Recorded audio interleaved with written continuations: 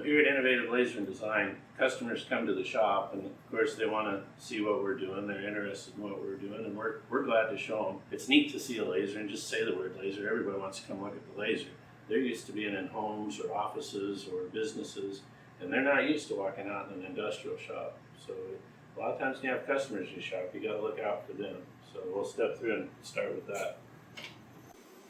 Laser cutters are going to use either air, compressed air, or liquid nitrogen or liquid oxygen. The gas is in the liquid form. It's over negative 400 degrees. Temperature will build pressure.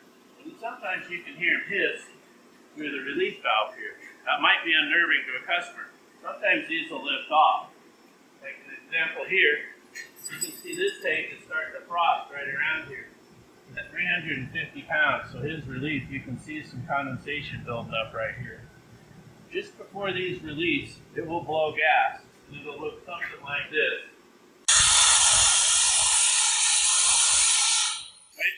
It's really unnerving to people if they're not ready for it. So, just out of a niceness, if you hear or you think that thing's going to lift, don't let them be standing right next to you. This is another thing that'll make people jump. There's rushing out of here as the ball transfers lift up. If somebody had their back turned and wasn't ready, it's their first time, it's something that can kind of scare them.